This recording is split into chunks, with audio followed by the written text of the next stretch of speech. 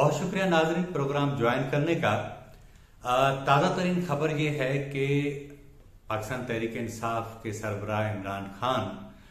अपनी हुकूमत को बचाने के लिए उन्होंने आखिरी हरबे तो शुरू ही कर दिए हैं, लेकिन आज उन्होंने एक नया इकदाम उठाया है और वो ये है कि पाकिस्तान तहरीक इंसाफ की कौमी असम्बली के 14 अरकान को शोकाज नोटिस जारी कर दिया गया है। पहले तो सुनते आ रहे थे कि दर्जन भर के लोग हैं, लेकिन अब तहरीक इंसाफ ने खुद एडमिट किया है कि 14 अरकान जो हैं वो मुनारफ हो चुके हैं, उन्हें शोकाज नोटिस जारी कर दिया गया है और कहा गया है कि अगर 27 मार्च तक उन्होंने शोकाज नोटिस का जवाब न दिया तो उनके खिलाफ पार्टी कवायद और ज़वाबित के तहत कार्रवाई की जाएगी। यानी ये वही इकदाम हैं जो वोट ऑफ नो कॉन्फिडेंस में इन अरकान की जानिब से पार्टी पॉलिसी के खिलाफ जब वोट दिए जाएंगे और उसके बाद डी सीट करने के हवाले से जो कार्रवाई होनी चाहिए थी वो अभी से शुरू कर दी गई है। लेकिन इसका जो सियासी पहलू है वो ये है कि हुकूमत ने इस बात का एतराफ़ कर लिया है कि वो 14 अरकान की हिमायत खो चुकी है, यानी उसने हाथ ऊपर कर दिए हैं और ये इस बात का एतराफ़ है कि वो कौमी असम्बली के अंदर अक्सरियत खो चुकी है। यानी अब उनके पास एक ही रास्ता है कि या तो तहरीक एतमाद के हवाले से जिस दिन वोटिंग हो कौमी असम्बली के अंदर वो उसका सामना करें, या एक दूसरा तरीका यह है कि वो मुस्तफ़ी हो जाएं। लेकिन साथ साथ पहले मैं आपको ये बताऊं कि तहरीक इंसाफ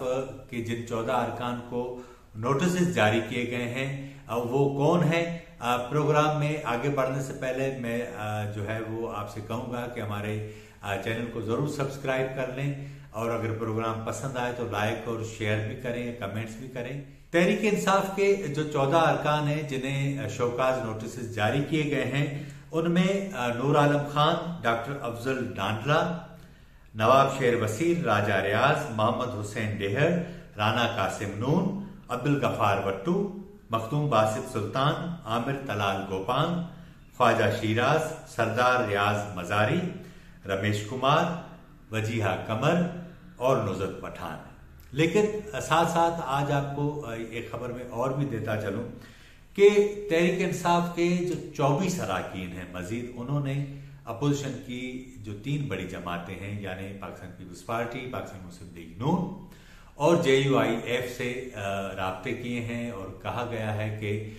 वो भी अपोजिशन का हिस्सा बनना चाहते हैं, तहरीक एतमाद में उनका साथ देना चाहते हैं, जिसमें एक तो नाम है डॉक्टर आमिर लियाकत का, उसका भी बताया जा रहा है। लेकिन जो अहम खबर है वो ये है कि गुज़िश्ता रात आर्मी चीफ से जो है वो वज़ीर आज़म इमरान खान ने मुलाकात की है। कहा यह जा रहा है, इसकी तस्दीक तो नहीं हो रही, लेकिन कहा यह जा रहा है कि वज़ीर आज़म इमरान खान समेत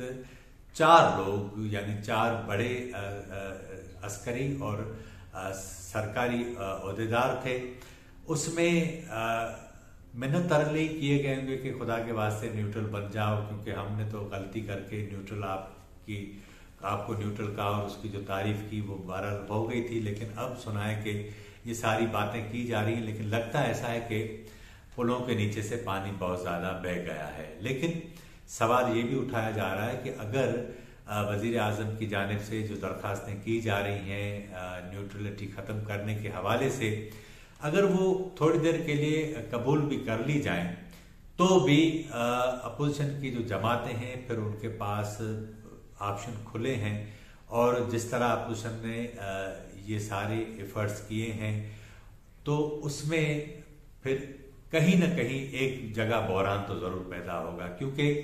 एक बात जहन में रहे कि अगर इमरान खान जिनको न्यूट्रल कहते रहे हैं और उसकी जिस तरह से उन्होंने तशरीह की, अगर इस बार भी उनकी दरख्वास्त के हिसाब से उनकी बात न मानी गई तो ये तो आप जहन में रखें और ये बात समझनी भी चाहिए कि वो फिर जिस अंदाज से उनके खिलाफ सामने आएंगे उससे कोई ढकी छुपी बात नहीं है। लेकिन